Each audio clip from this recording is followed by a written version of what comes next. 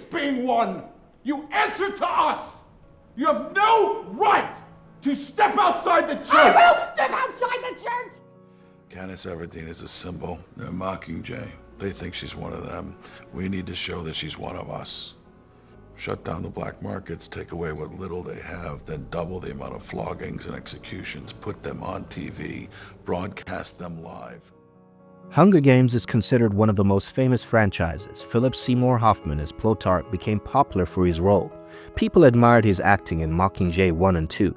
Unfortunately, Philip suffered from drug addiction in his early 20s, but was sober for many years before relapsing in 2012. In fact, you went into rehab at a fairly early age. That's what I thought. Yeah, I did. I went, I got sober, I was 22 years old. And on February 2nd, 2014, he was found dead in his Manhattan apartment. Philip Seymour Hoffman was considered one of the greatest actors of his generation. But on the morning of the 2nd of February 2014, 46-year-old Hoffman was found dead in his New York apartment. Law enforcement officials say he was found with a needle in his arm and what is believed to be heroin. Later, it was declared by the medical examiner that his cause of death was a heroin overdose. At the time of his death, only 10 days were left of filming on set. The character had such a strong impact that the filmmakers decided not to recast it. Instead, they used CGI to finish recording his scenes. However, they still had to make some minor rewrites. Woody Harrelson and Julianne Moore's characters took some of these lines. And when they needed to show his presence, the studio simply included already existing footage of Philip in scenes.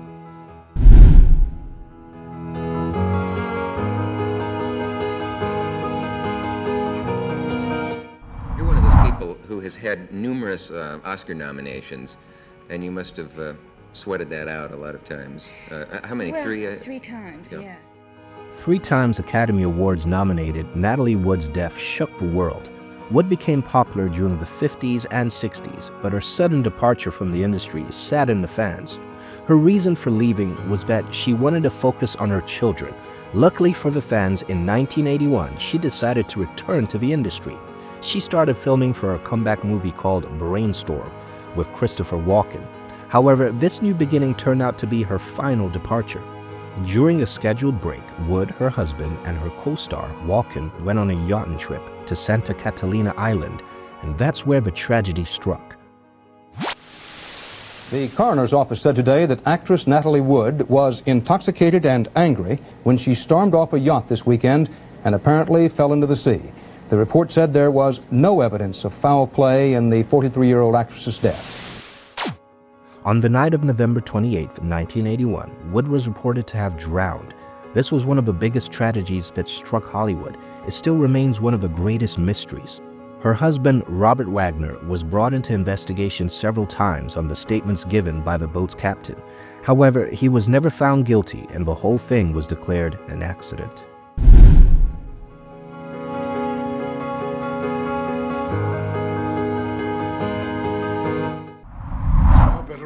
Growing up away from all of that. Until he is ready.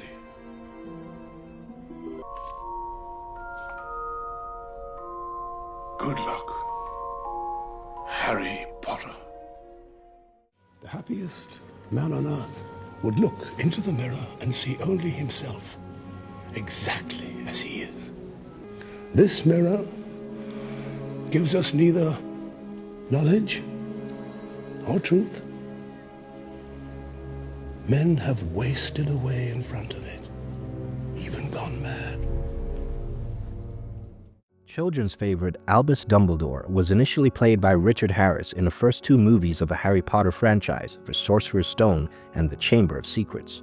However, he couldn't remain a member of the franchise anymore. On October 25, 2002, at age 72, Harris left the fans heartbroken. He suffered from Hodgkin lymphoma, a type of blood cancer, and only stayed for 4 months after the diagnosis. Rowling said he was her favorite because of the warmth and subtleness he added to Albus Dumbledore. Later, Michael Gambon took over the role and stayed with the character's story till the remainder of the series. Harris was a 2-time Academy winner. but his passing was the end of an era of brilliant performances. His portrayal of Albus Dumbledore left unforgettable memories within fans and cast in the magical world of Harry Potter.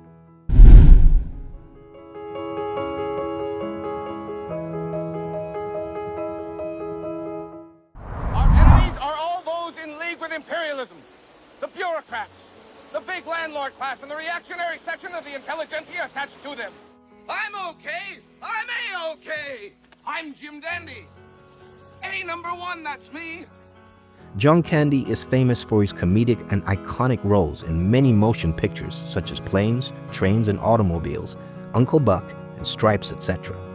His ability to play such important characters made him loved by audiences everywhere. His career was roaring and taking him to great heights. However, things took a tragic turn. A few days after his last scene in Wagons East, a comedy set in the Wild West, misfortune struck him. On March 4th, 1994, Candy died in his sleep from a heart attack at the age of just 43 years.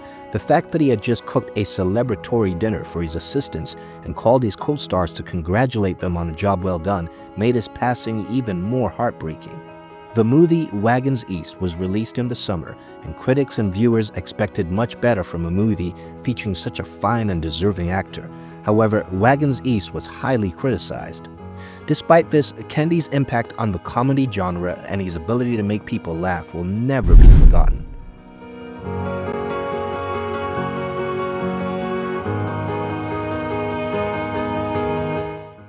We are tonight's entertainment. I only have one question. Where is Harvey Dent? I believe whatever doesn't kill you simply makes you stranger. Heath Ledger, famously known as the Joker, was a phenomenal actor that showcased both his charm and his ability to take on complex, dramatic characters. He became a household name with performances in Brokeback Mountain and A Knight's Tale, but it was his portrayal of the Joker in The Dark Knight that truly cemented his legacy. Ledger immersed himself deeply in the character, and interviews revealed how the role affected him, often causing sleepless nights and spiraling into substance use. However, the unfortunate tragedy ended his career on January 22, 2008. Ledger was found dead in his apartment in New York City shortly after filming wrapped up for The Dark Knight. The official cause of death was an accidental overdose of prescription drugs. His passing cast a shadow over Hollywood, and many speculated whether his role as the Joker had contributed to his tragic end. Unfortunately, his efforts were celebrated when he was gone. He received an Academy Award for Best Supporting Actor for his role as the Joker. This award tonight, to be truly accepted by you all here, his peers, within an industry he so loved. Thank you.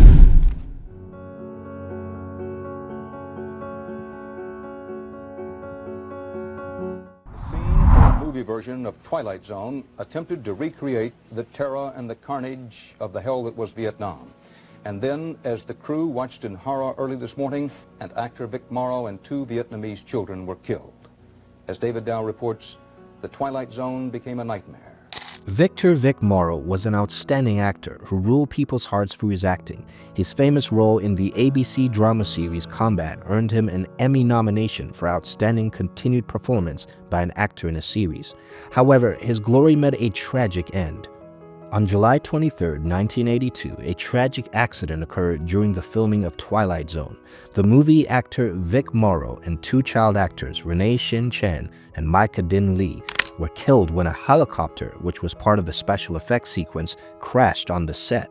The scene involved the 3 actors running from a helicopter during a Vietnam War battle, but a combination of explosions and special effects caused the pilot to lose control. The helicopter crashed directly into them, killing them instantly. The accident was a shocking event, especially since it occurred on the last day of filming. The tragedy led to a criminal trial where Twilight Zone co-director John Landis and others were charged with involuntary manslaughter. After a lengthy trial, all defendants were acquitted. The incident remains one of the most controversial moments in film history, sparking conversations about the safety of film sets and the treatment of child actors.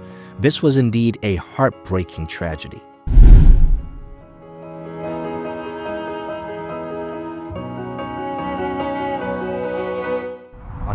23, 1999, during the WWE event Over the Edge in Kansas City, wrestler Owen Hart tragically fell to his death while attempting a dramatic entrance into the ring. Hart was being lowered from the rafters when the escape mechanism malfunctioned, causing him to fall nearly 80 feet. The audience went into a state of shock, witnessing the nightmare that occurred that day. But the shocking part was the cruelty of the entertainment industry that was unveiled. Despite the tragic event, the show continued. The audience was told about his death, which was later confirmed. Hart was just 34 years old at the time, and his passing left a hole in the wrestling world. The event itself raised questions about the safety protocols for stunts in professional wrestling, as well as the ethics of continuing a live show after such a traumatic incident. Do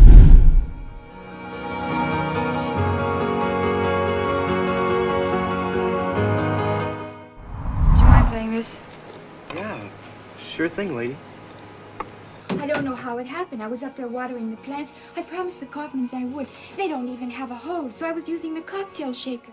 Blonde bombshell Marilyn Monroe, famous for her film roles, multiple marriages, and infamous scandals with President John F. Kennedy, died on August 5, 1962, before she could finish filming Something's Got to Give. The surprising part was that the three-time Golden Globe winner was even fired at one point. However, Martin refused to work with any actress other than Monroe, so the famous beauty was rehired. Before Monroe could resume her role, she was found dead in her Brentwood, California home, the result of an overdose of sleeping pills.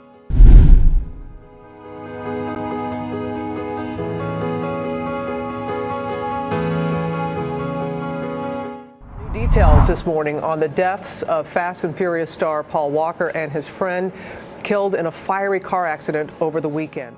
Paul Walker's death was a shock to fans worldwide. The actor, known for his role as Brian O'Connor in the Fast and Furious franchise, tragically passed away on November 30, 2013, at the age of 40. The film Fast and Furious 7 was still in the making when the tragedy struck.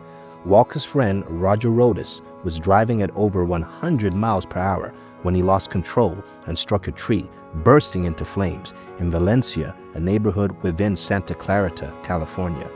Both men were found dead at the scene, and the coroner's report confirmed that Walker died from traumatic and thermal injuries. Fast and Furious actor Paul Walker died from a combination of traumatic injuries and burns.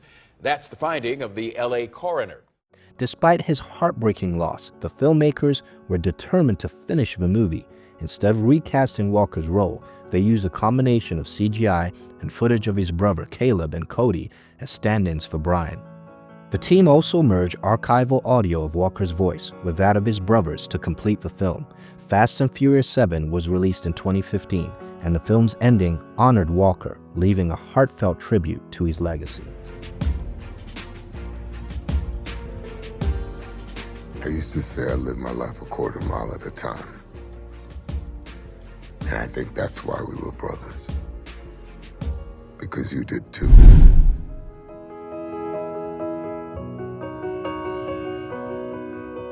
River Phoenix was one of the most popular and exciting stars of the 1990s. But on the 31st of October 1993, River started fitting and convulsing before dying on the pavement, a very public death. River Phoenix, an actor whose career was flying high at a young age, suffered a tragic accident, getting fame for his iconic roles in Stand By Me and My Own Private Idaho. Phoenix was one of the fan favorites in Hollywood, but his destiny had a shocking reality for his fans. At a very young age of only 23 years, on October 31st, 1993, he was found dead at the Viper Room in LA. The reason was a drug overdose. According to news reports, Phoenix was with his friends when he started feeling dizzy. They rushed him to the hospital, but the doctors couldn't save him. A post-mortem showed that he had taken a cocktail of narcotics, among them coke, morphine, marijuana, and Valium. His death came as a surprise to everyone, given that he was in the middle of producing Dark Blood, a movie based on a widower living near a nuclear site. Phoenix's death brought the shooting to a stop and was then cancelled altogether due to his essential character. A similar thing happened with his other project, Interview with the Vampire, but his role was rewritten and played by Christian Slater, who volunteered his wages from the picture and gave them to Phoenix's favorite charity.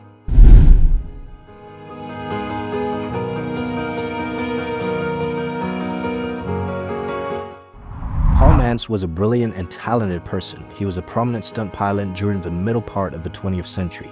He never shied away from risking his life and was famous for this in movies. He was a born flyer, and he never hesitated to display his abilities.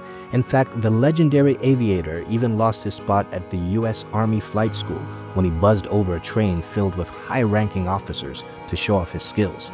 Mance's career in the film industry is filled with many names. He became a flight stuntman in Airmail, For Whom the Bell Tolls, The Wings of Eagles. Unfortunately for Mance, his skills attracted the tragedy that took his life. On July 8, 1965, practicing the thrilling stunt for the flight of the Phoenix, his plane crashed and killed him on the spot. The film was still in progress and they used the final scenes of the aircraft but had to use another plane instead.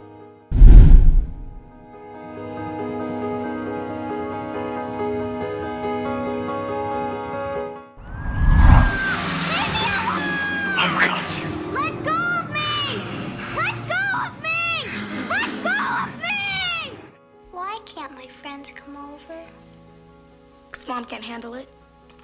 How long is it gonna be like this? I don't know. Poltergeist made Heather O'Rourke popular as she was living her dream to the fullest. The movie made her one of the most recognizable child stars of the 80s.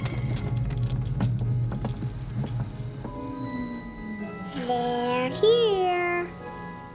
Heather, with her blonde hair and innocent face, captivated everyone's attention.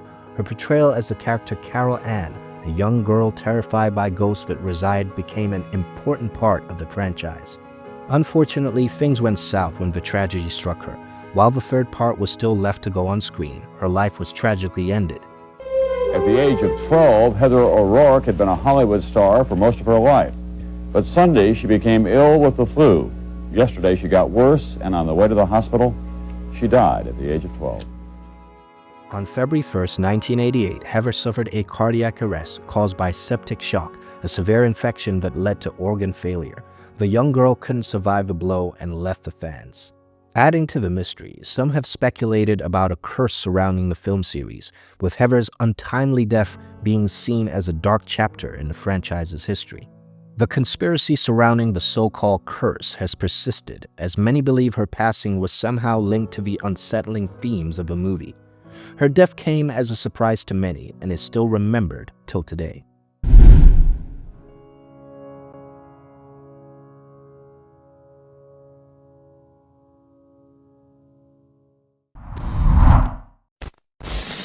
James Dean was only 24 years old when he died in a high-speed crash in 1955. And yet, after his death, his fame continued to grow, and he was elevated to legendary and finally cult status. On September 30th, 1955, a tragedy occurred when at just 24 years old, James Dean's life was cut short in a fatal car accident. At the time of his death, his final film, Giant, was still in the post-production state and later earned the movie an Academy Award with 8 other nominations, including a nomination for Dean after his death. Despite his brief acting career with only 8 feature films, Dean's impact on Hollywood was nothing less than iconic. His brooding performances and undeniable charisma redefined the concept of a leading man, inspiring future generations of actors from James Franco to Leonardo DiCaprio. His early death left the fans in shock, and the industry faced a massive loss.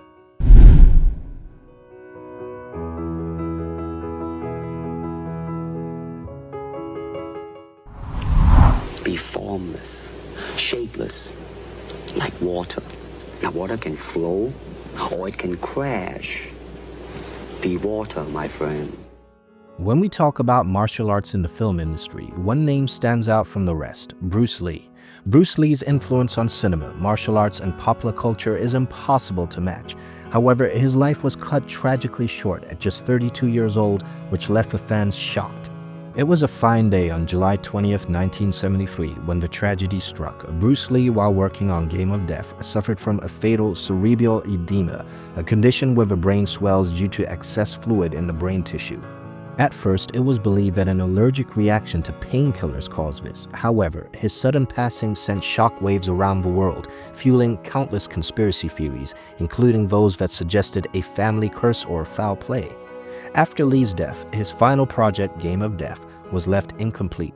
It was a time when there wasn't much development in the CGI department. The movie was completed by being stitched together using body doubles, stock footage, and even airy posthumous appearances via old clips. The film, though disjointed, served as a tribute to Lee's groundbreaking work, showcasing his philosophy and redefining martial arts in cinema.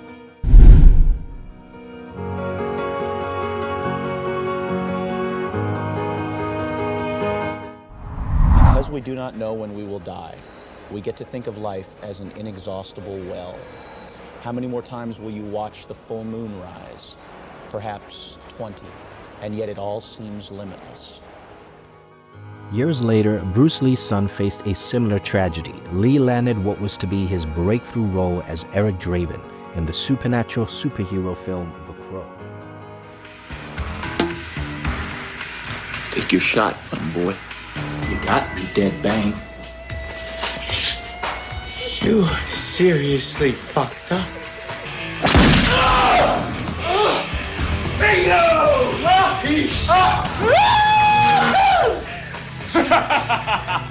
Jesus Christ.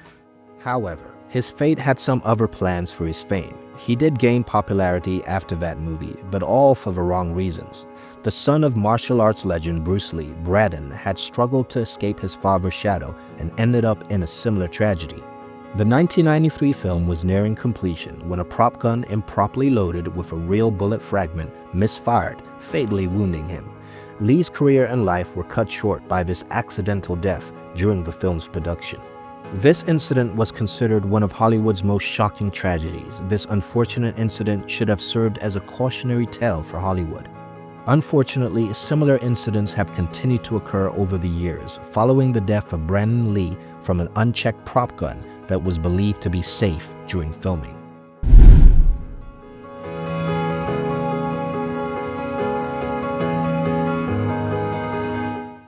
Nancy Marchand, famously known as Margaret Pynchon, is a memorable character in The Sopranos. The four-time Emmy Award winner was popular among people for her iconic characters and brilliant performances. On June 18, 2000, her life took a tragic turn as she passed away from lung cancer. However, her death caused some serious troubles for the showmakers due to her position in the show. Nancy's role as Livia Soprano, a bossy and manipulative mother, was significant to the show's early seasons. However, the producers decided to take a special route. Instead of casting out her character, Chase added digital effects to construct a final scene in which Marchand's character appeared one last time, making television history. This appearance after her death became both iconic and memorable, bringing tears to eyes. After her death, she was introduced to the American Theater Hall of Fame as a testament to her legacy. Despite her passing, The Sopranos continued its reign as one of the greatest TV series ever made, but her absence was deeply felt. Marchand's performance as Livia Soprano remains one of the most chilling portrayals of a mother in television history, a fitting final act for a true talent whose presence topped the screen.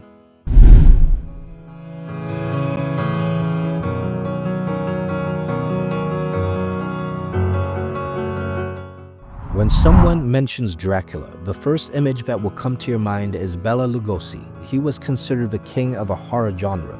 His deep voice, piercing stare, and thick Hungarian accented voice turned him into the very definition of a vampire. Although his early career was filled with horror classics, his final film was anything but legendary. By the 1950s, Lugosi was struggling in many ways. His health was declining and his financial condition was failing too. On August 16, 1956, while shooting for his film Plan 9 from Outer Space, he suffered a fatal heart attack. The film was left incomplete, but director Ed Wood refused to let go of Lugosi's scenes. Instead of finding a proper replacement, he cast his own chiropractor, who neither looked nor sounded like the horror icon. The result? A messy, low-budget movie that later became a cult classic, often called one of the worst films ever made.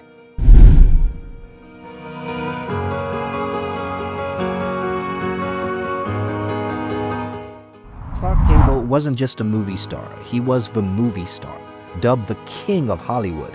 He had a presence on screen that made him unforgettable.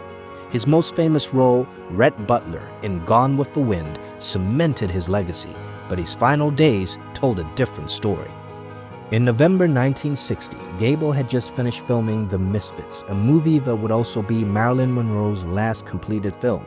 He was 59 but insisted on doing his own stunts, including physically demanding scenes with wild horses. Just days after filming wrapped up, the strain caught up with him. He suffered a massive heart attack and on November 16th passed away. At the time, his wife Kay Williams was pregnant with their son John Clark Gable. It was a bittersweet moment. Hollywood lost one of its greatest legends, but his legacy continued through his son.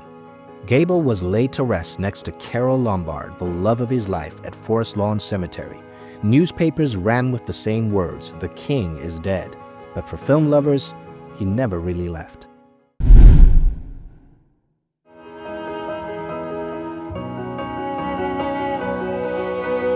Adolf Caesar wasn't a Hollywood superstar, but when he finally got his break, he made sure people remembered him.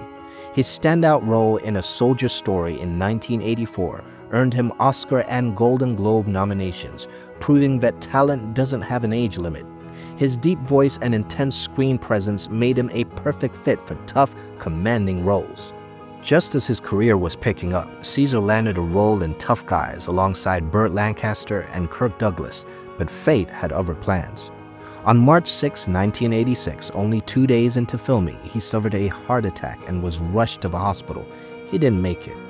His unexpected death forced the filmmakers to replace him with Eli Wallach, while his last completed movie, Club Paradise, was released after his passing. Thinking about the fact that Caesar was just getting started in Hollywood makes his loss even more painful for fans. Had he lived longer, there's no telling how far he could have gone.